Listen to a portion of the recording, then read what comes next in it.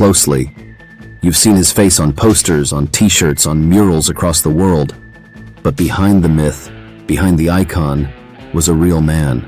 Driven, flawed, brilliant, relentless. Today, I'm taking you into the life of Ernesto Che Guevara as you've never seen it. Not as a symbol, but as a human being shaped by pain, ambition, and a burning need to change the world. Stay with me, because the truth is far more complicated than the legend. Ernesto Guevara was born on June 14, 1928, in Buenos Aires, Argentina, into a family that provided comfort, but could not shield him from fragility. Asthma shadowed his childhood, keeping him confined and contemplative. While other children played freely, Ernesto's world was shaped by books, sketches, and quiet observation. In the stillness of his room, curiosity and a sense of justice began to stir, laying the foundation for a life that would leave an indelible mark on the world. As he grew, the young Ernesto questioned everything he saw. The disparities between the haves and the have-nots fascinated and troubled him. Reading history, philosophy, and tales of distant lands, he absorbed lessons far beyond the classroom. His physical limitations taught resilience. Every labored breath strengthened patience, determination, and the capacity to endure hardship. The fragile boy was learning to cultivate a strength of mind and spirit that would carry him through unimaginable challenges. At 19, he entered the University of Buenos Aires to study medicine. Caring for patients exposed him to the raw inequities of society. He saw how poverty, neglect, and injustice often brought more suffering than illness itself. Slowly, Ernesto realized that healing bodies was not enough. He had to understand and confront the systems that perpetuated suffering. Restlessness drove him beyond Argentina's borders. By 1947, he traveled extensively, seeing firsthand the lives of the marginalized. His journal filled with sketches, notes, and reflections. Every village, every factory, every encounter revealed a truth that words alone could scarcely capture. The world was unfair, and witnessing it demanded understanding and empathy. In January 1952, with his friend Alberto Granado, he mounted a weathered Norton motorcycle and began a journey that would define him. The road stretched across mountains, rivers, and deserts, and through it, Ernesto discovered the lives of those society often overlooked. From mining towns to leper colonies, he engaged with people with an open heart. In the San Pablo leper colony, he touched hands ravaged by disease, shared meals, and spoke as equals. In those moments, he learned that true revolution began with recognizing humanity in every individual, and that empathy was as potent as any weapon. By the end of his travels, Ernesto knew he was irrevocably changed. His journal reflected a young man transformed, aware that knowledge alone was powerless without action.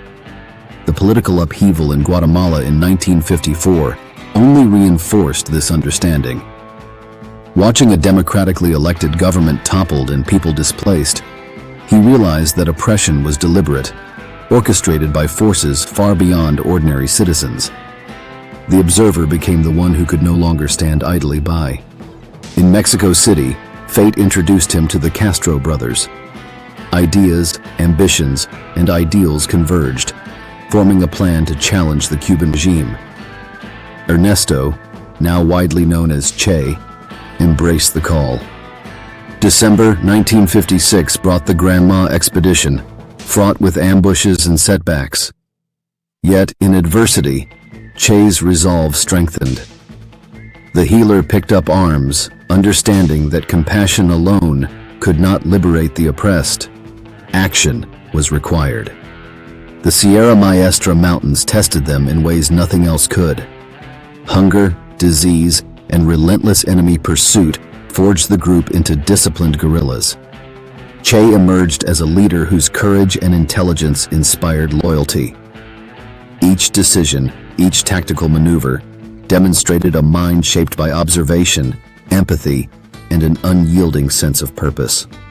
By December 1958, the Battle of Santa Clara marked a turning point. strategic brilliance, and unwavering resolve led to the fall of Batista. Victory was not merely political. It was a testament to vision made manifest through relentless action.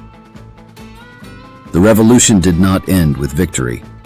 Che took on roles in the new Cuban government, minister, diplomat, economist, but bureaucracy suffocated him.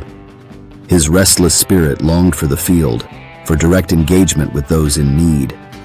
Travels abroad, speeches to world leaders, and international advocacy became his new battlefield. Yet Cuba's streets could no longer contain his ambitions. 65 took him to Africa, to Congo, attempting to ignite revolution. Failure met him, but lessons hardened him. Some struggles could not be replicated, some victories could not be forced. Returning to Cuba, he prepared for his most audacious venture, Bolivia, 1966. There, isolated terrain, political instability, and a fragile insurgency presented both opportunity and peril. His resolve unwavering, he led men through dense forests, facing hunger, illness, and constant danger. Every challenge tested his body, mind, and morality. By October 1967, surrounded in the Quebrada del Uro, Che confronted his final battle. Wounded, exhausted, and isolated, he faced capture with dignity and defiance. In La Higuera, a schoolhouse became his last refuge. Even as death approached, his reflections were calm, deliberate, and human. On October 9, 1967, Che Guevara was executed, his courage intact, his convictions unbroken. His body was displayed to erase influence, but instead, his legend grew, immortalized in the gaze captured by Corda's camera and in the hearts of countless admirers. Che Guevara was neither saint nor monster. A doctor, a traveler, a soldier, a visionary, human, flawed, brilliant, relentless. His life reminds us that conviction carries power, peril, and eternal resonance.